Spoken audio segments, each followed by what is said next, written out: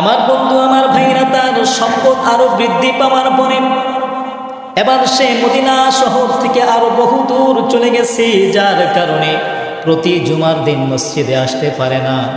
আল্লাহর নবী সরকারি দু আলম নবী একদিন জুমার নামাজ আদায় করার পর সাহাবায়ে কেরামকে ডাক দিয়া বলছেন, ও আমার সাহাবীরা, সালাবা ইবনে হাতিবের কি অবস্থা, তাকে তো দেখি না। সাহাবায়ে কেরাম ডাক দিয়া কয়, আল্লাহর নবী গো, আপনার সাহাবী সালাবার এত সম্পদ বৃদ্ধি পেয়েছে, যার কারণে প্রতিনিয়ত সে মসজিদে আসতে পারে না, এমনকি জুমার নামাজের মধ্যেও আসতে পারে না। আল্লাহর নবী বললেন, আফসোস সালাবার প্রতি বড় আফসোস, আফসোস সালাবার প্রতি বড় আফসোস। যেই সালাবা মসজিদে নববীর দিবারাত্র খাদেম ছিলেন, সম্পদ বৃদ্ধি হওয়ার কারণে সে প্রতিনিয়ত মসজিদে আসতে পারে না, এমনকি জুমার নামাজেও আসতে পারে না। যখন মহান রাব্বুল আলামিন যাকাতের আয়াত নাজিল করে দিলেন, আল্লাহর নবী দুইজন সাহাবীকে পাঠায় দিল, যাও সালাবার বাড়িতে চলে যাও, সালাবার বাড়িতে গিয়ে যাকাতের সম্পদগুলো নিয়ে আসো। দুইজন সাহাবী গিয়ে সালাবাকে যাকাতের কথা শুনাইলেন। সালাবা ডাক দিয়া কয়, না, এটা যাকাত হতে পারে না, এটা হলো জিজিয়া, আমি তোমাদেরকে যাকাত দিতে পারবো না, তোমরা চলে যাও, আমি পরে সিদ্ধান্ত নিয়ে নবীজির কাছে যাব। দুইজন সাহাবী চলে গেল, নবীজির কাছে সমস্ত কথাগুলো খুলিয়া বললেন। আল্লাহর নবী বললেন, আফসোস সালাবার প্রতি বড় আফসোস। আমার বন্ধু আমার ভাইরা, শুধু আমার নবী আফসোস করেন নাই, আমার মহান রাব্বুল আলামিন পর্যন্ত সালাবার প্রতি বড় রাগ হইয়া গেলেন। আল্লাহ রাব্বুল আলামিন জিবরাইলকে পাঠায় দিল, জিবরাইল জলদি করিয়া যাও, আমার আল্লাহ কোরআনের আয়াত নাজিল করে জানায় দেয়, ওমিন আহাদাল্লাহ ওমিনহুম মান আহাদাল্লাহ লাইন আতানা মিন ফাদলিহি লানাসাদদাকান্না ওয়া লানাকুনান্না মিনাস সালিহিন।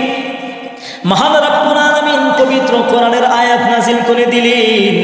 আল্লাহ ডাক দিয়া কয়, বন্ধুরি, তাদের মধ্যে কেউ কেউ আমি আল্লাহ তাআলার সঙ্গে ওয়াদা করেছিল, আল্লাহ আপনি যদি আমাদের প্রতি অনুগ্রহ করেন, আমরা এর সঠিক ব্যবহার করব, সত্যবাদীদের সঙ্গ অবলম্বন করব। আল্লাহ রাব্বুল আলামিন যখন আয়াত নাজিল করে দিলেন, ওই মজলিসের মধ্যে সালাবার একজন আত্মীয় ছিল, সে সঙ্গে সঙ্গে দৌড়ায়া সালাবার বাড়ির মধ্যে চলে গেল। সালাবাকে ডাক দিয়া কয়, সালাবারে, তুমি কি করছো? আমার রাসূল তো রাগ হয়েছে। সাথে সাথে মহান রাব্বুল আলামিন তোমার প্রতি রাগ হইয়া আসমানি আয়াত নাজিল করে দিয়েছে, তোমার প্রতি কোরআনের আয়াত নাজিল করে দিয়েছে, তুমি কি করলা? আমার বন্ধু আমার ভাইরা, আল্লাহ যখন আয়াত নাজিল করে দিয়েছে, খবরটা শোনার সাথে সাথে সালাবা দৌড়ায় চলে আসলেন নবীজির দরবারে। আল্লাহর নবীকে ডাক দিয়া কয়, নবী গো, আপনি আমাকে মাফ করে দেন, আমি এই যে যাকাতের সম্পদ নিয়ে আসছি, আমার যাকাতগুলো আপনি গ্রহণ করেন। আল্লাহর নবী দয়ার নবী মায়ার নবী ডাক দিয়া কয়, সালাবারে, আমি তোমার সম্পদ গ্রহণ করতে পারবো না, কেননা আমার আল্লাহ তোমার সম্পদ গ্রহণ করতে নিষেধ করে দিছে। জোরে কান নাউজুবিল্লাহ। আল্লাহর নবী তার সম্পদ গ্রহণ করলেন না। কিছুদিন পর আল্লাহর নবী যখন ইন্তেকাল করলেন, প্রথম খলিফা হইলেন হযরতে আবু বকর সিদ্দিক রাদিয়াল্লাহু তাআলা আনহু। হযরতে আবু বকর সিদ্দিক রাদিয়াল্লাহু তাআলা আনহু খলিফা নিযুক্ত হওয়ার পরে এবার সাহাবা তার যাকাতের সম্পদগুলো নিয়ে হযরতে আবু বকরের কাছে চলে আসলেন। হযরতে আবু বকরকে ডাক দিয়া কয়, আবু বকর, ও খলিফাতুল মুসলিমিন আবু বকর, আমার যাকাতের সম্পদগুলো আপনি গ্রহণ করেন। হযরতে আবু বকর ডাক দিয়া কয়, আমি তোমার যাকাতের সম্পদ গ্রহণ করতে পারবো না, কেননা আমার রাসূল তোমার যাকাতের সম্পদ গ্রহণ করে নাই, এই জন্য আমিও পারবো না। হযরতে আবু বকর তাকে ফিরিয়ে দিল। আমার বন্ধু আমার ভাইরা রে, আবু বকর যখন দুনিয়া থেকে বিদায় হয়ে চলে গেলেন, তিনি যখন ইন্তেকাল করলেন, দ্বিতীয় খলিফা নিযুক্ত হইল হযরতে ওমর রাদিয়াল্লাহু তাআলা আনহু, খলিফাতুল মুসলিমিন আমিরুল মুমিনিন। হযরতে ওমর যখন খলিফা নিযুক্ত হইল, তখন সালাবা ইবনে হাতিব তার যাকাতের সম্পদগুলো নিয়ে নবীজি সাল্লাল্লাহু আলাইহি ওয়াসাল্লামের সাহাবী ওমরের কাছে চলে আসলেন। হযরত ওমরকে ডাক দিয়া কয়, ওমর, আপনি আমার যাকাতের সম্পদগুলো গ্রহণ করিয়া নেন। হযরত ওমর ডাক দিয়া কয় না, আমি তোমার যাকাতের সম্পদ গ্রহণ করতে পারবো না, কেননা আল্লাহর নবী তোমার সম্পদ গ্রহণ করে নাই, এমনকি প্রথম খলিফা হযরতে আবু বকর তোমার যাকাত গ্রহণ করে নাই, আমিও পারবো না। হযরতে ওমরও তাকে ফিরায় দিল। হযরতে ওমরের শাসন আমল শেষ যখন তিনি ইন্তেকাল করলেন, খলিফা নিযুক্ত হইল হযরতে ওসমান রাদিয়াল্লাহু তাআলা আনহু। হযরতে ওসমান খলিফা নিযুক্ত হওয়ার পর সালাবা ইবনে হাতিব চলে গেলেন। হযরত ওসমানকে ডাক দিয়া কয়, ওসমান গনি, আপনি আমার যাকাতের সম্পদগুলো গ্রহণ করে নেন। হযরত ওসমান গনি রাদিয়াল্লাহু তাআলা আনহু ডাক দিয়া কয়, আমি তোমার যাকাতের সম্পদ কিভাবে গ্রহণ করব? আমার নবী তো তোমার সম্পদ গ্রহণ করে নাই, এমনকি প্রথম খলিফা হযরতে আবু বকর গ্রহণ করে নাই, দ্বিতীয় খলিফা হযরত ওমর পর্যন্ত তোমার যাকাতের সম্পদ গ্রহণ করে নাই, আমি ওসমান তোমার সম্পদ গ্রহণ করতে পারবো না, তুমি চলে যাও। কোনো ব্যক্তি যদি একটি ফরজ নামাজ পড়ে 70টি ফরজ নামাজের সওয়াব দেয়া হয়, আর যদি কেউ একটি ফরজ রোজা রাখে তাহলে 70টি ফরজ রোজা রাখার সওয়াব। তাহলে আমরা রমজান মাসে 30টা রোজা রাখি, কি পরিমাণ সওয়াব আল্লাহ আমাদেরকে দান করে। হাদিসের মধ্যে বর্ণিত আছে, আল্লাহর নবী বলেন, রমজান মাস হলো শাহরুল মুআসাত, সহমর্মিতার মাস, সহানুভূতির মাস। এজন্য প্রত্যেকটা মুসলমানকে এই বিষয়ের প্রতি বিশেষভাবে গুরুত্ব দিতে হবে। এ মাসে অন্যের সহমর্মী হতে হবে, অন্যের দুঃখে দুঃখী হতে হবে, অন্যের ব্যথায় ব্যথিত হতে হবে। হাদিসের মধ্যে বর্ণিত আছে, আল্লাহর নবী সরকারে দু আলম নবী বলেন, আল মুসলিমু আখুল মুসলিম, লা ইউজলিমুহু ওয়া লা ইউসলিমু। নবীজি সাল্লাল্লাহু আলাইহি ওয়াসাল্লাম বলেন, এক মুসলমান আরেক মুসলমানের ভাই, আল মুসলিমু আখুল মুসলিম। এক মুসলমান আরেক মুসলমানের ভাই, লা ইয়াজলিমুহু। এক মুসলমান আরেক মুসলমানের উপর কখনো জুলুম করতে পারে না, ওয়ালা ইউসলিমুহু, এবং অসহায় অবস্থায় পরিত্যাগ করে চলে যায় না। যখনই কোনো মুসলমান যেখানে যে অবস্থায় মুসিবতের মধ্যে পড়ে, বিপদের মধ্যে পড়ে, তখন আমাদের জন্য উচিত হলো তখন সেখানে তাকে সেভাবেই সহযোগিতা করা, সাহায্য করা। মনে রাখবেন, বিপদাপন্ন একজন মুসলমানের পাশে না দাঁড়ানো, তাকে সহযোগিতা না করা, এটা প্রকৃত মুসলমানের কাজ নয়। আর যেহেতু রমজান মাস সম্পর্কে বলা হয়েছে শাহরুল মুআসাত, সহমর্মিতার মাস, সহানুভূতির মাস, এজন্য এই মাসে বেশি বেশি অন্যের প্রতি সহমর্মী হতে হবে। তাহলে আল্লাহ রাব্বুল আলামিন বেশি পরিমাণে সওয়াব দান করবেন। এই মাসে আমরা যত বেশি পরিমাণে দান করব, আল্লাহ রাব্বুল আলামিন তত বেশি পরিমাণে আমাদেরকে ভালোবাসবেন। রমজান মাস নূর বরকত লাভের এক সোনালী সময়, মহা সুযোগ। এজন্য এই মাসে বেশি বেশি দান সদকা করা, অন্যের সহযোগিতা করা, এটা রমজান মাসের এক বিশেষ বৈশিষ্ট্য। হযরতে আবু উমামা বাহিলি রাদিয়াল্লাহু তাআলা আনহু থেকে বর্ণিত, তিনি বলেন, হযরত সালাবা ইবনে হাতিব রাদিয়াল্লাহু তাআলা আনহু নবীজি সাল্লাল্লাহু আলাইহি ওয়াসাল্লামের একজন সাহাবী ছিলেন। তিনি মসজিদে নববীর দিবারাত্র খাদেম ছিলেন। দিনেও মসজিদের খেদমত করতেন, রাতেও মসজিদের খেদমত করতেন। তিনি দুনিয়ার জমিনে এবং পাথরের উপরে এত অধিক পরিমাণে সেজদা করেছেন যে তার কপাল উটের হাঁটুর মতো হয়ে গিয়েছিল, এত অধিক সেজদা করেছেন। একদিন তিনি জামাতে নামাজ পড়ে সুন্নত নামাজ না পড়ে দ্রুত চলে যাচ্ছে। এই দৃশ্যটা নবীজি দেখলেন, দেখার পরে ডাক দিলেন, বলছেন, সালাবা, তুমি মুনাফিকদের মতো আগে আগে চলে যাচ্ছ, কারণ কি? হযরত সালাবা ইবনে হাতেব বলছেন, নবীজি, আমি গরিব মানুষ, আমার ঘরে মাত্র একটা কাপড়ে আমি আর আমার স্ত্রী নামাজ পড়ি। কাপড়টা এখন আমি পরিধান করে মসজিদে আসছি, আমি আবার বাসায় যাব, কাপড়টা খুলে বিবিকে দিব, সে নামাজ পড়বে। নবীজি, আপনি আমার জন্য একটু দোয়া করেন, আল্লাহ তাআলা যেন আমার সম্পদ বৃদ্ধি করে দেয়।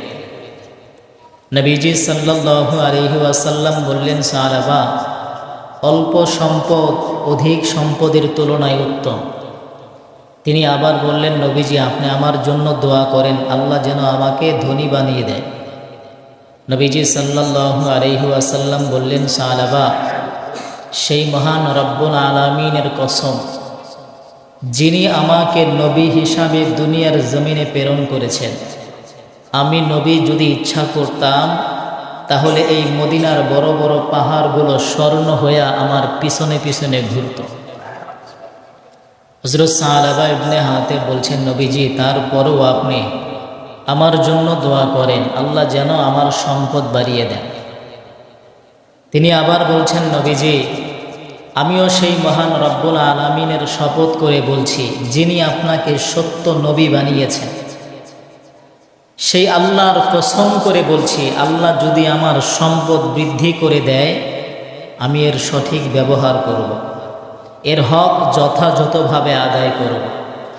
এই কথা বলার পর নবীজি সাল্লাল্লাহু আলাইহি ওয়াসাল্লাম তার জন্য দোয়া করতে লাগলেন, হে আল্লাহ, আপনি সালাবার সম্পদকে বৃদ্ধি করে দেন।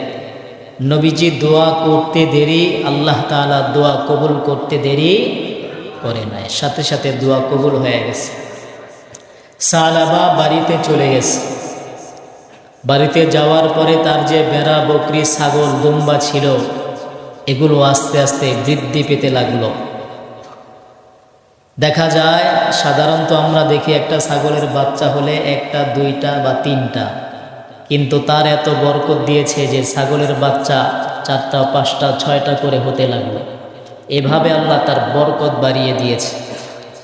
বরকতের মাধ্যমে কি হলো, তিনি যে মসজিদে নববীর কাছাকাছি ছিলেন, দিবারাত্র মসজিদের খেদমত করতেন, এখন সেটা করতে পারে না, কেননা তার তো বেড়া, বকরি, দুম্বা এগুলো বেশি হয়ে গেছে, এখানে তার মেহনত করতে হয়। এক পর্যায়ে এমন হলো, সে যেখানে বসবাস করে জায়গা সংকুলান হয় না, আরো দূরে চলে গেছে। আমার বন্ধু, আমার ভাইরা, সালাবা ইবনে হাতেব রাদিয়াল্লাহু তাআলা আনহু, তার বেড়া বকরির পাল যখন বিশাল বড় হয়ে গেল, মদিনা থেকে অনেক দূরে চলে গেছে, একটা টিলার উপর বসবাস করতে লাগলো। সেখানে যাওয়ার পরেও বছর খানিকের মধ্যে আরও সম্পদ বহু বৃদ্ধি হয়ে গেছে। সেখানেও থাকতে পারে না, জায়গা সংকুলান হয় না, আরও জায়গা দরকার।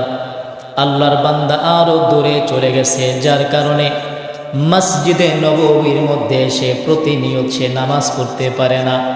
প্রতিদিন শুধু জোহর এবং আসরের নামাজ মসজিদে এসে আদায় করে, বাকি নামাজগুলো সে ঘরের মধ্যেই পড়ে নেয়। এভাবে যখন আরও কিছুদিন চলে গেল, তার সম্পদ আরও বেড়ে গেল। এবার সে নিয়মিত মসজিদে জোহর আসরও পড়তে পারে না, শুধু প্রতি শুক্রবার জুমার নামাজে মসজিদের মধ্যে আসে। আমার বন্ধু, আমার ভাইরা, তার সম্পদ আরো বৃদ্ধি পাওয়ার পরে এবার সে মদিনা শহর থেকে আরো বহু দূর চলে গেছে, যার কারণে প্রতি জুমার দিন মসজিদে আসতে পারে না।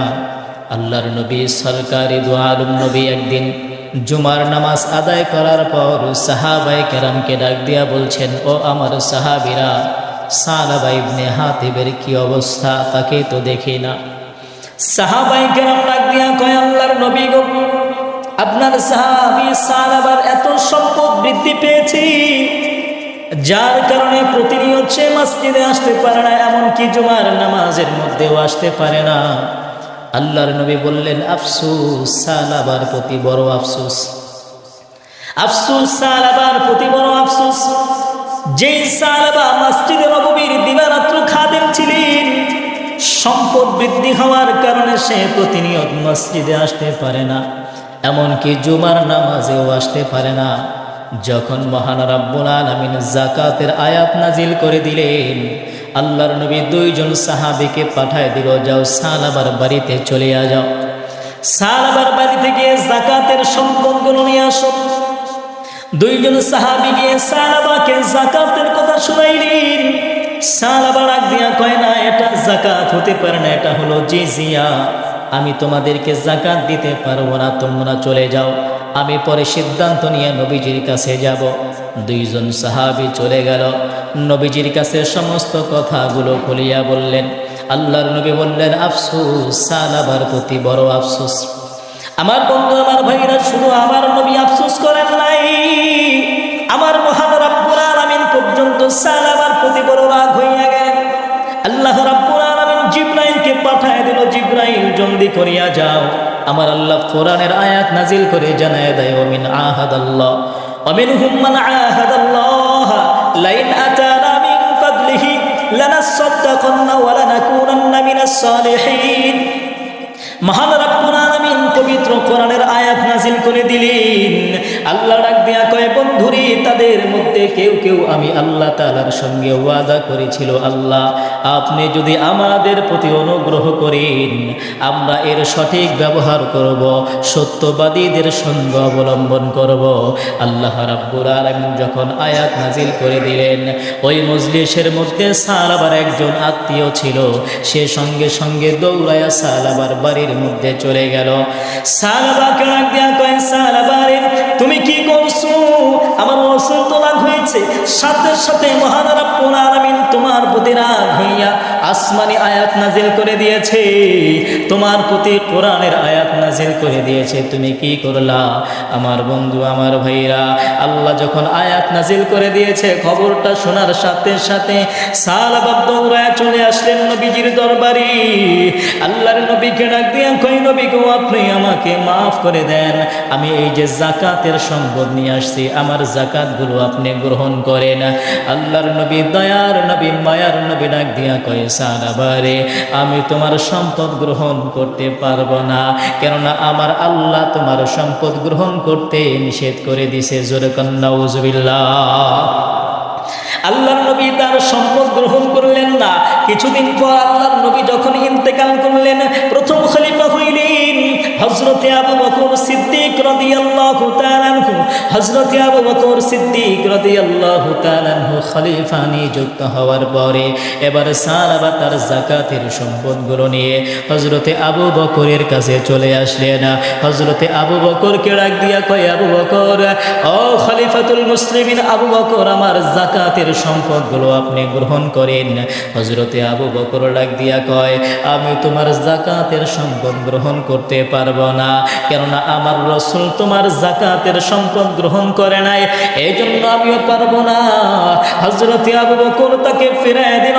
আমার বন্ধু, আমার ভাইরা রে, আবু বকর যখন দুনিয়া থেকে বিদায় হয়ে চলে গেলেন, তিনি যখন ইন্তেকাল করলেন, দ্বিতীয় খলিফা নিযুক্ত হইল হযরতে ওমর রাদিয়াল্লাহু তাআলা আনহু, খলিফাতুল মুসলিমিন, আমিরুল মুমিনিন। হযরতে ওমর যখন খলিফা নিযুক্ত হইল, তখন সালাবা ইবনে হাতিব তার যাকাতের সম্পদগুলো নিয়ে নবীজি সাল্লাল্লাহু আলাইহি ওয়াসাল্লামের সাহাবী ওমরের কাছে চলে আসলেন। হযরত ওমরকে ডাক দিয়া কয়, ওমর, আপনি আমার যাকাতের সম্পদগুলো গ্রহণ করিয়া নেন। হযরত ওমর ডাক দিয়া কয়, না, আমি তোমার যাকাতের সম্পদ গ্রহণ করতে পারবো না, কেননা আল্লাহর নবী তোমার সম্পদ গ্রহণ করে নাই, এমনকি প্রথম খলিফা হযরতে আবু বকর তোমার যাকাত গ্রহণ করে নাই, আমিও পারবো না। হযরত ওমর তাকে ফিরায় দিল। হযরতে ওমরের শাসন আমল শেষ যখন তিনি ইন্তেকাল করলেন, খলিফা নিযুক্ত হইল হযরতে ওসমান রাদিয়াল্লাহু তাআলা আনহু। হযরতে ওসমান খলিফা নিযুক্ত হওয়ার পর সালাবা ইবনে হাতিব চলে গেলেন। হযরতে ওসমানকে ডাক দিয়া কয়, ওসমান গনি, আপনি আমার যাকাতের সম্পদগুলো গ্রহণ করে নেন। হযরতে ওসমান গনি রাদিয়াল্লাহু তাআলা আনহু ডাক দিয়া কয়, আমি তোমার যাকাতের সম্পদ কিভাবে গ্রহণ করব? আমার নবী তো তোমার সম্পদ গ্রহণ করে নাই, এমনকি প্রথম খলিফা হযরতে আবু বকর গ্রহণ করে নাই, দ্বিতীয় খলিফা হযরতে ওমর পর্যন্ত তোমার যাকাতের সম্পদ গ্রহণ করে নাই। আমি উসমান তোমার সম্পদ গ্রহণ করতে পারবো না, তুমি চলে যাও। আমার বন্ধু, আমার ভাইরা, তার সম্পদ সেও গ্রহণ করলো না। অতঃপর হযরত ওসমানের খেলাফতকালে সালাবা ইবনে হাতিব ইন্তেকাল করলেন। আমার বন্ধু, আমার ভাইরা, দেখেন সে আল্লাহ তাআলার সঙ্গে কিন্তু ওয়াদা করেছিল, আল্লাহ যদি সম্পদ বাড়ায় দেয় যথাযথ হক আদায় করবে। এ মুসলমান বন্ধুরে, দুনিয়ার জমিনে আল্লাহ যাদেরকে সম্পদ দিয়েছে, সম্পদের মালিক হইল আল্লাহ। এটার যথাযথ ব্যবহার করতে হবে, যেখানে সেখানে ব্যবহার করলেই কিন্তু হবে না। এই সম্পদের হিসাব কিন্তু আল্লাহর আদালতে দেওয়া লাগবে। এজন্য মুসলমান বন্ধুরে, সম্পদ যথাযথভাবে আদায় করতে হবে। আল্লাহ যেইভাবে যেখানে যেভাবে সম্পদ খরচ করতে বলেছেন, সেইভাবেই সম্পদ খরচ করতে হবে, ব্যবহার করতে হবে। আমার বন্ধু, আমার ভাইরা, আল্লাহর রাস্তায় বেশি পরিমাণে দান করতে হবে। বনি ইসরাইলের যুগে যখন কঠিন দুর্ভিক্ষ দেখা দিল, একজন দরিদ্র মানুষ, ভিক্ষুক মানুষ একটা ধনী মানুষের বাড়ির মধ্যে গেলেন। ধনী ব্যক্তির বাড়ির মধ্যে গিয়ে বলতেছেন, আমি বড় অসহায়, ক্ষুধার্ত, আমার পেটের মধ্যে খাবার নাই, আল্লাহকে ওয়াস্তে আমাকে একটা রুটি দাও। আমার বন্ধু, আমার ভাইরা, এই কথা বলার পর ওই ধনী ব্যক্তির একটা কন্যা ছিল, ওই কন্যাটা একটা গরম রুটি তার হাতের মধ্যে দিলেন। এই দৃশ্যটা বাবা দেখার পর রাগ হয়ে গেছে। এবার বাবা এসে একটা চাকু হাতের মধ্যে নিয়ে মেয়েটার ডান হাতটাকে কেটে দিল। আমার বন্ধু, আমার ভাইরা, মেয়েটার ডান হাত যখন কেটে দিয়েছে, আমার মহান রব্বুল আলামিন রাগ হয়ে গেছে। আমার মহান রব্বুল আলামিন তার সম্পদগুলো আস্তে আস্তে ছিনায় নিল। আল্লাহর বান্দা বড় দরিদ্র হয়ে গেছে, এমনকি বিশাল অসুস্থ হয়ে গেছে, টাকার অভাবে চিকিৎসা পর্যন্ত করতে পারলো না। আল্লাহর বান্দা যখন দুনিয়া থেকে বিদায় হয়ে চলে গেল, তার মেয়েটা ছাড়া আর কেউ পৃথিবীতে নাই। মেয়েটা এবার কিভাবে চলবে? মা নাই, বাবা নাই, ভাই বোন কেউ নাই। আল্লাহর বান্দে নিজের জীবন পরিচালনা করার জন্য এবার ভিক্ষা শুরু করে দিয়েছে। মানুষের দ্বারে দ্বারে গিয়ে ভিক্ষা করে। একদিন আল্লাহর বান্দে এক মহিলার বাড়ির মধ্যে গেলেন ভিক্ষা আনার জন্য। বাড়ির মধ্যে যাওয়ার পরে মহিলা যখন ঘর থেকে বের হইল, সাহায্য চাইল, মহিলাটা তার চেহারার দিকে অপলক দৃষ্টিতে তাকায় আছে। এত সুন্দর একটা মেয়ে ভিক্ষা করে, কারণ কি? এবার মহিলা ডাক দিয়া কয়, মা রে, তুমি কেন ভিক্ষা করো, কারণ কি? বলে, জগতের মধ্যে আমার কেউ নাই, আমি একাই দুনিয়ার মধ্যে আছি, আমার মা নাই, বাবা নাই, ভাই বোন কেউ নাই, কি করব? এজন্য আমি ভিক্ষা করি। আল্লাহর বান্দি মহিলা এবার ওই মেয়েটাকে ঘরের মধ্যে নিয়ে আসলো, ডেকে বলে, মা রে, আমার একটা পুত্র সন্তান আছে, তুমি যদি রাজি থাকো তাহলে তোমাকে আমার পুত্রের সঙ্গে বিবাহ করায় দিব। আল্লাহর বান্দি রাজি হয়ে গেছে, বিবাহ হয়ে গেছে। আমার বন্ধু, আমার ভাইরা, রাতের বেলা যখন একসাথে খাবার খাবার জন্য বসলো, এবার আল্লাহর বান্দি ডান হাত বের না করে বাম হাত বের করলো খাওয়া দাওয়া করার জন্য। স্বামী ডাক দিয়া কয়, তুমি কেন বাম হাত বের করছো, ডান হাত বের করো। আল্লাহর বান্দি চোখের পানি ছেড়ে দিয়েছে, কিভাবে ডান হাত বের করবে, তার তো ডান হাত নাই। আমার বন্ধু, আমার ভাইরা রে, স্বামী বারবার বলতেছে, আমি জানি যারা দরিদ্র হয়, গরিব হয়, তারা অভদ্র হয়, তাদের মধ্যে ভদ্রতা থাকে না। তুমি কেন বাম হাত বের করছো খাওয়ার জন্য, ডান হাত বের করো। কিন্তু আল্লাহর বান্দি কান্না করে আর মনে মনে বলে, আল্লাহ, আমার তো ডান হাত নাই, আমি কিভাবে বের করব? এভাবে যখন কান্না করে, অদৃশ্যভাবে কে যেন আয়েশা আল্লাহর বান্দির কানে কানে বলতেছি, এ বান্দিরে, তুমি, আমি মহান রব্বুল আলামিনের জন্য যদি তুমি দান করতে পারো, তাহলে আমি মহান রব্বুল আলামিন কেন তোমার হাত পরিপূর্ণ সুস্থ বানায় দিতে পারবো না? সাথে সাথে আমার আল্লাহ ডাক দিয়া কয়, বান্দিরে, তুমি তোমার ডান হাতটা বের করো, আমি আল্লাহ তোমার ডান হাত আগের মতো সুন্দর করে দিব। আমার বন্ধু আমার ভাইরা, আল্লাহর বান্দি ডান হাত বের করলো, তাকায় দেখে আগের মতো সুন্দর হয়ে গেছি। আল্লাহর বান্দি এবার ডান হাতের মাধ্যমে খাওয়া দাওয়া শুরু করে দিল। এজন্য মুসলমান ভাইরা আমার, দুনিয়ার জমিনে আমরা যদি দান সদকা করি, দান সদকা কিন্তু বিফলে যাবে না, এর বিনিময় কিন্তু আল্লাহ তাআলার রাগও কিন্তু দূর হয়ে যায়। আমার বন্ধু আমার ভাইরা, হযরতে জাবের রাদিয়াল্লাহু তাআলা থেকে বর্ণিত, আল্লাহর নবী সরকারে দু আলম নবী লোকদেরকে উদ্দেশ্য করে বলেন, হযরতে জাবের বলে, আল্লাহর নবী আমাদের দিকে ফিরিয়ে আমাদেরকে উদ্দেশ্য করে বলছেন, হে লোক সকল, তোমরা শোনো, মৃত্যু আসার আগে তোমরা তওবা করো, অবসর সময়কে ব্যস্ততা আসার আগে কাজে লাগাও, এমনকি বেশি বেশি জিকিরের মাধ্যমে আল্লাহ তাআলার সঙ্গে সম্পর্ক স্থাপন করো, আর বেশি বেশি তোমরা দান করো, তাহলে আল্লাহ তাআলা তোমাদেরকে উত্তম রিজিক দান করবে, এমনকি তোমাদেরকে সাহায্য করবে, সাথে সাথে তোমাদেরকে সঠিক পথে পরিচালিত করবেন আল্লাহ। নবীজি জানায় দিল, বেশি বেশি পরিমাণে দান করো, আল্লাহ উত্তম রিজিক দান করবে, এমনকি সাহায্য করবে, সঠিক পথে পরিচালিত করবে। হাদিসের মধ্যে আরো বর্ণিত আছে, আল্লাহর নবী সরকারে দু আলম নবী বলেন, কোনো ব্যক্তি যদি আল্লাহ তাআলার রাস্তায় 1 টাকা দান করে, তাহলে আল্লাহ তাআলা তার 70টা মুসিবত দূর করে দেয়। 1 টাকা দানের বিনিময়ে 70টা মুসিবত দূর হয়ে যায়। আমার বন্ধু আমার ভাইরা, আমরা যে দুনিয়াতে দান করি, এই দানের ধরন, দানের প্রকার হলো 4টা। কয়টা? দানের ধরন হলো 4টা। আমরা যদি 1 টাকা দান করি, এই 1 টাকার বিনিময়ে আল্লাহ 10 টাকা দানের সওয়াব দিবে। আবার এক বর্ণনায় আছে 1-এর বিনিময়ে 70, আরেক বর্ণনায় আছে 1-এর বিনিময়ে 700, আরেক বর্ণনায় আছে 1-এর বিনিময়ে 7,000। 1-এর বিনিময়ে 10 কখন দিবে? আপনি 1 টাকা, এগুলো হলো রমজানের বাহিরের কথা, রমজানের ভিতরে দিলে তো 70 গুণ ডাবল। তাহলে আপনি যদি রমজানের বাহিরে 1 টাকা দান করেন, 10 টাকা দানের সওয়াব কখন? যখন একটা অসহায় গরিব মানুষ আপনার কাছে সাহায্য চাইল, রাস্তায় চলতে গেলে কত মানুষ আসে সাহায্যের জন্য, অনেক মানুষ মসজিদে সাহায্যের জন্য আসে, আপনি তারা 1 টাকা দান করলেন, এর বিনিময়ে 10 টাকা দানের সওয়াব। আর যদি আপনি আপনার পাড়া প্রতিবেশী, আপনি যে মহল্লায় বসবাস করেন, আপনার অনেক প্রতিবেশী আছে অসহায় দরিদ্র, তাদেরকে যদি আপনি সহযোগিতা করেন, তাদেরকে যদি দান করেন, তাহলে 1-এর বিনিময়ে 70 দেওয়া হয়। নবীজি সাল্লাল্লাহু আলাইহি ওয়াসাল্লাম বলেন, হ্যাঁ, তবে যদি কোনো ব্যক্তি নিজের আপন ভাই, দেখা যায় 5 ভাই, 5 ভাইয়ের সবাই তো আর বড়লোক হয় না, দেখা যায় 1 ভাই গরিব বা বোন আছে গরিব, নিজের ফুফু, খালা, চাচি বা নিজের চাচা গরিব, এমন আছে না? তো এরকম আপন নিকটতম আত্মীয় যারা আছে, এদেরকে যদি দান করেন, তাহলে 1-এর বিনিময়ে 700 দেওয়া হয়। 1-এর বিনিময়ে 700, একবারে কাছের আত্মীয়দেরকে দান করলে। তারপরে 1-এর বিনিময়ে 7,000 কখন?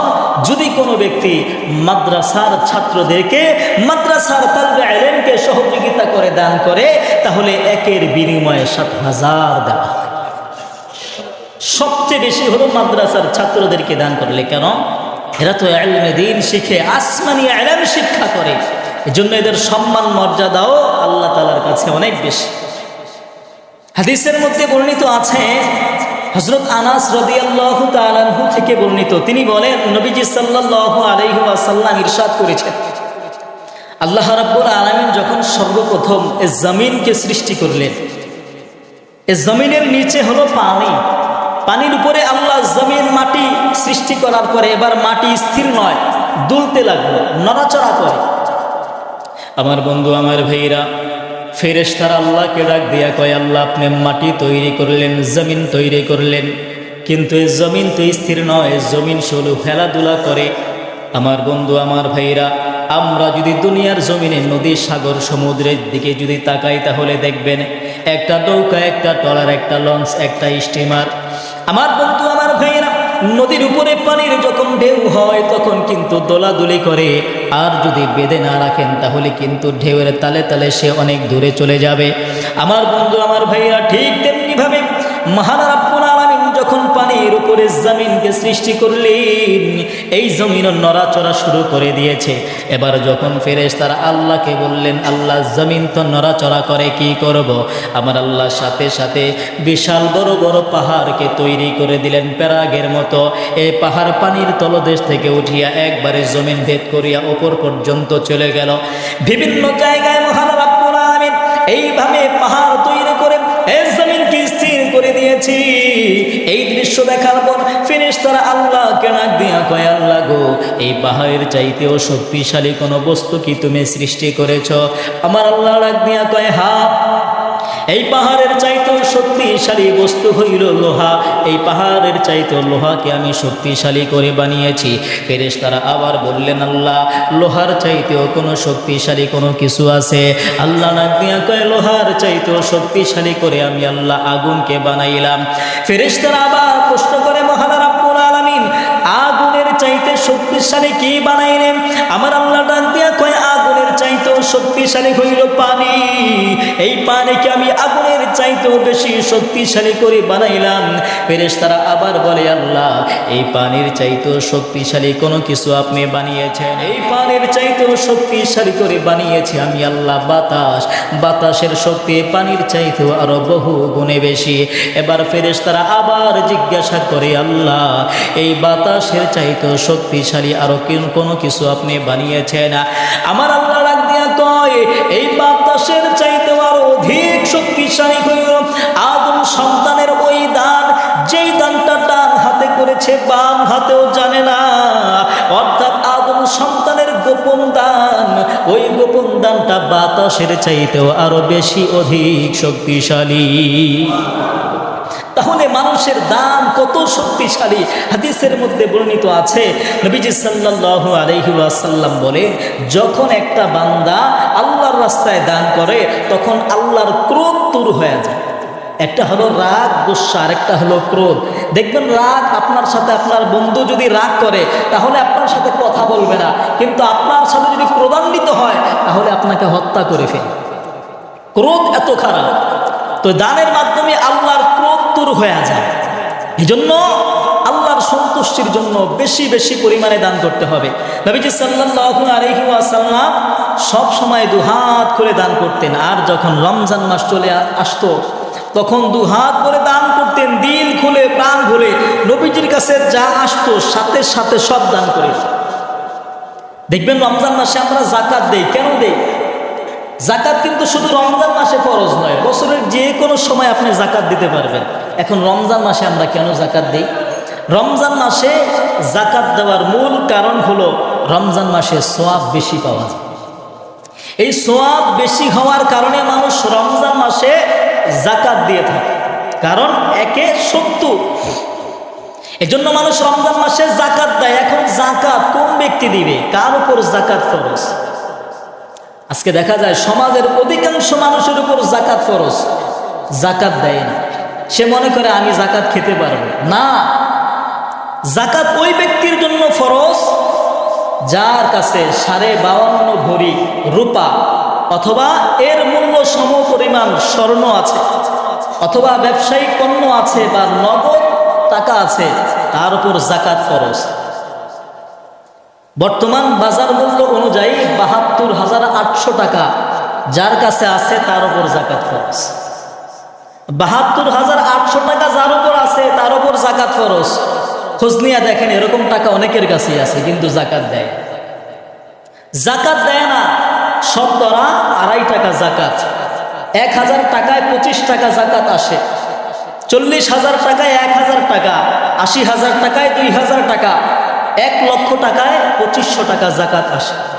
এভাবে হিসাব করে করে যাকাত দিতে হবে।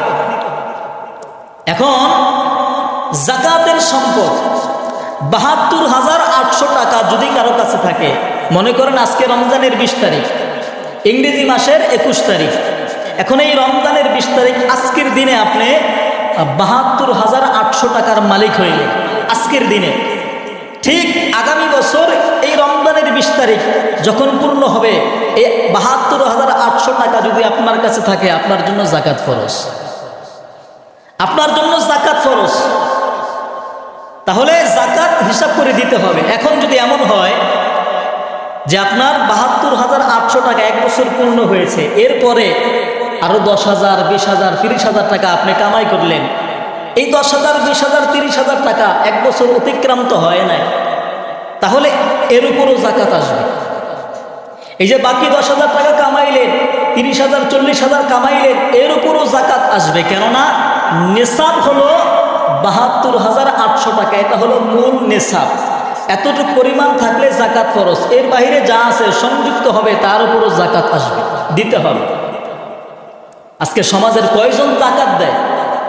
সমাজের কয়জন জাকাত দেয়? সবাই চিন্তা করে যাদের বড় বড় বাড়ি আছে তারাই জাকাত দিবে, আমরা দিব না। যাদের কাছে এই পরিমাণ সম্পদ আছে তারাই জাকাত দিবে। এখন অনেকে বলে, হুজুর জাকাত কখন ফরজ হয়েছে আমার স্মরণ নাই, আমার স্মরণ নাই কোন সময় আমি এত টাকার মালিক হয়েছে, এখন কি করব? তাহলে সে গভীরভাবে চিন্তা করতে হবে যে কোন মাসে সে এই সম্পদের মালিক হয়েছে। সেটা যদি বের করতে না পারে তাহলে রমজান মাস যে কোনো একদিন সে জাকাত দিয়ে দেবে। এখন জাকাত 3 প্রকার সম্পদের উপর জাকাত দিতে হবে।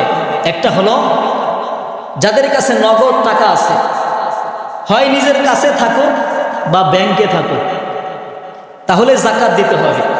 2 নাম্বার, স্বর্ণ রূপা যাদের কাছে আছে এর জাকাত দিতে হবে। 3 নাম্বার, ব্যবসায়িক পণ্য, এর উপর জাকাত দিতে হবে। তবে এখানে শর্ত আছে, ব্যবসায়িক পণ্য যদি হয়, যদি ঋণ থাকে আগে ঋণ দিবে, তারপরে জাকাত দিবে 40 ভাগের 1 ভাগ থেকে। আবার যদি অনেকে জায়গা জমি ক্রয় বিক্রয় করে, এখন আপনি জায়গা কিনেছেন বেচার উদ্দেশ্যে, বিক্রি করার উদ্দেশ্যে, তাহলে এই জমি থেকে জাকাত আসবে, জাকাত দিতে হবে। যদি আপনি বিক্রি করার উদ্দেশ্যে জমি ক্রয় করেন, এই জমি থেকে জাকাত আসবে, জাকাত দিতে হবে। তবে যদি কেউ বসবাসের জন্য বা বাড়ি করে ভাড়া দেওয়ার জন্য জমি ক্রয় করে, সেখান থেকে জাকাত আসবে না। এখন দেখবেন অনেক মানুষ অনুমান করে জাকাত দেয়, অনুমান করে যে অনুমান করে কিছু দিয়ে দিলাম। অনুমান করে জাকাত দিতে আল্লাহর রাসূল নিষেধ করেছে। কেন? আপনি অনুমান করে জাকাত দিলেন, 1 টাকা যদি জাকাতের সম্পদ আপনার কাছে রয়ে যায়, আপনার সকল সম্পদ হারাম হয়ে যাবে। এজন্য হিসাব করে তারপরে জাকাতের টাকা পরিপূর্ণভাবে আদায় করতে হবে। এখন আপনি মনে করতেছেন আমি গরিবদের প্রতি দয়া করছি, অনুগ্রহ করছি, না। দেখা যায় গরিব মানুষ ধনী মানুষের বাড়িতে আসে জাকাত নেওয়ার জন্য, বরঞ্চ ওই গরিব মানুষটা আপনাকে অনুগ্রহ করছে যে আপনার যাওয়া লাগছে না, আপনার বাড়িতে সে চলে আসছে। কেননা অফি আমওয়ালিহিম হাক্কুল লিসাইল ওয়াল মাহরুম, এই জাকাত সম্পদের হকদার হলো গরিব মানুষ। যারা গরিব এর হকদার, এরা হলো এই জাকাত সম্পদের হকদার। তাদের হক তাদেরকে বোঝায় দিতে হবে, তারা না আসলে তাদের বাড়িতে গিয়ে পৌঁছায় দিতে হবে, এটা হলো দায়িত্ব। কিন্তু তারা আমাদেরকে সহযোগিতা করে, তারা নিজেরাই চলে আসে। এটা মনে করা যাবে না আমি অনুগ্রহ করছি, দয়া করছি, না, আমি আমার দায়িত্ব পালন করছি। এখন যারা আমরা জাকাত দিব, যাদের উপর জাকাত ফরজ হয়েছে, তারা এই বলে দিবেন না যে এটা জাকাতের সম্পদ তোমারে দিচ্ছে, এটা বলবেন না। কেননা সে গরিব মানুষ, কষ্ট পাইতে পারে। হাদিয়া বলে দিবেন যে এটা তোমাকে আমি হাদিয়া দিলাম। দেখা যায় অনেক সময় আপনার আপন ভাই দরিদ্র, আপনি গিয়ে যদি বলেন তোমারে জাকাত দিলাম, সে কষ্ট পাবে। তারে গিয়ে বলবেন যে এই জিনিসটা তোমারে হাদিয়া দিলাম, তোমাকে ঈদ উপলক্ষে এত টাকা হাদিয়া দিলাম, হাদিয়া বলে দিবেন, সওয়াব পাবেন। তবে স্বামী নিজের স্ত্রীকে জাকাত দিতে পারবে না, স্ত্রী নিজের স্বামীকে জাকাত দিতে পারবে না, মা বাবা সন্তানকে জাকাত দিতে পারবে না, সন্তান মা বাবাকে জাকাত দিতে পারবে না। কেননা এরা নিজেরাই সম্পদের হকদার, একজন আরেকজনের সম্পদের ভাগিদার, হকদার। এজন্য কি তারা একজন আরেকজনকে জাকাত দিতে পারবে না। তাহলে জাকাতের বিষয়টা ক্লিয়ার। যাদের উপর ৭২,৮০০ টাকা আছে, 1 বছর অতিক্রান্ত হয়েছে, তাদের উপর জাকাত ফরজ, তাদেরকে জাকাত দিতে হবে। চাই আপনার বিশাল বড় বাড়ি থাকুক, চাই না থাকুক, চাই আপনি বিশাল জায়গা জমির মালিক হন না হন, আপনার প্রতি দৈনন্দিন যে খরচ এটা বাদে আপনার যে ৭২,৮০০ টাকা আছে এর উপর জাকাত ফরজ হয়ে গেছে। এই হিসাব করে আমরা জাকাত আদায় করব। আল্লাহ সহি বোঝার তৌফিক দান করুক, জোরে বলেন আমিন। আরেকটা বিষয় হলো, রমজানে তো আমরা রোজা রাখি, আল্লাহ ফরজ বিধান করেছে রোজা রাখি, তারাবির নামাজ পড়ি। সামনে আসতেছে পবিত্র শবে কদর, রমজানের বরকতপূর্ণ একটি রজনী। এই রমজানের আরও একটা গুরুত্বপূর্ণ ইবাদত হলো ইতিকাফ। গুরুত্বপূর্ণ ইবাদত হলো ইতিকাফ করা। এখন ইতিকাফ আমরা করি, এটার নিয়ম হলো রমজানের শেষ দশকে, অর্থাৎ 20 রোজা যখন পূর্ণ হবে তারপর থেকে শেষ 10 দিন ইতিকাফ করবে। বান্দা তার সকল কাজকর্ম ছেড়ে মসজিদে এসে পুরুষরা ইতিকাফ করবে। এটা হলো বিধান, নিয়ম, যাতে আল্লাহ তাআলার সঙ্গে বান্দার সাথে একটা সম্পর্ক সৃষ্টি হয়। এখন আল্লাহ তাআলা এই ইতিকাফকে সুন্নাতে মুআক্কাদা আলাল কিফায়া করেছে। এটা না করলে সমাজের সবাই গুনাহগার হবে। জামে মসজিদ, অর্থাৎ যেই মসজিদে জুমআর নামাজ হয় ওই মসজিদে ইতিকাফ করা আবশ্যক, করতে হবে। না করলে সবাই গুনাহগার হবে। আবার যদি সমাজের থেকে কয়েকজন করে তাহলে সবার পক্ষ থেকে হক আদায় হয়ে যাবে। পুরুষরা মসজিদে এসে ইতিকাফ করবে, মহিলারা ঘরে ইতিকাফ করবে। তবে মহিলাদের শর্ত হলো 2টা। 1 নাম্বার স্বামীর অনুমতি লাগবে, 2 নাম্বার পবিত্র হতে হবে। আর পুরুষরা মসজিদে, অর্থাৎ আজকে শুক্রবার 20 রোজা, আজকে আসরের পরে মাগরিবের আগে সামানা পত্র নিয়ে চলে আসতে হবে। ঈদ উল ফিতরের যখন চাঁদ দেখা যাবে তারপরে ইতিকাফ ভঙ্গ করে বাহিরে যেতে পারবে। এর আগে শরঈ কোনো ওজর ছাড়া মসজিদের আঙিনার বাহিরে যেতে পারবে না। এটা হলো ইতিকাফের রুকন, বিধান, নিয়ম। এখন ইতিকাফের ফজিলত কি? নবীজি সাল্লাল্লাহু আলাইহি ওয়াসাল্লাম বলেছেন, কোনো ব্যক্তি যদি আল্লাহকে খুশি করার জন্য একদিন ইতিকাফ করে তাহলে আল্লাহ তাআলা তার থেকে জাহান্নামকে 3 খন্দক দূরে সরিয়ে দেন। 3 খন্দক কতটুক? এই জমিন থেকে আসমানের দূরত্ব যতটুকু তার চাইতেও আরো বেশি নিয়ে যায় জাহান্নাম, একদিন ইতিকাফ করলে। অন্যত্র হাদিসের মধ্যে আছে, নবীজি সাল্লাল্লাহু আলাইহি সাল্লাম বলেন, কোনো ব্যক্তি যদি রমজানের শেষ দশকে ইতিকাফ করে তাহলে আল্লাহ তাআলা তাকে 2টা কবুল হজ এবং 2টা কবুল উমরার সওয়াব। আমরা তো হজ করি, আমাদের হজ কবুল হয় কিনা এটা তো আমরা জানি না, কিন্তু এখানে কি বলেছেন হাদিসের মাধ্যমে যে 2টা কবুল হজ, 2টা কবুল উমরার সওয়াব দেওয়া হয় ইতিকাফের মাধ্যমে। কতটা ফজিলত! আবার সবচেয়ে বড় বিষয় হলো ইতিকাফে বসলে তাদের কপালে শবে কদর জুটে যায়। শবে কদর জুটে যায়। দেখবেন একটা মানুষ ইতিকাফে বসার পরে সে যদি কোনো আমল নাও করে, শুধু ঘুমায় থাকে, তারপরও আমল নামায় সওয়াব লেখা, তারপরও আমল নামায় সওয়াব লেখা হয়। এই জন্য আমরা যারা ইতিকাফে বসবো আজকে আসরের পরে মাগরিবের আগে আগেই চলে আসবে। কেউ আসেন ইতিকাফে বসবেন,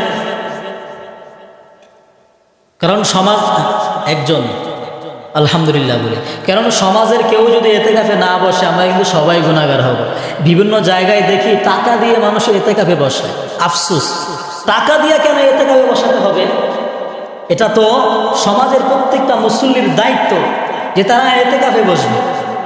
এজন্য যারা শুনেছি 3-4 জন ইতিকাফে বসবেন, আপনারা যারা ইতিকাফে বসবেন ইনশাল্লাহ আসরের পরে মাগরিবের আগে আগেই চলে আসবেন।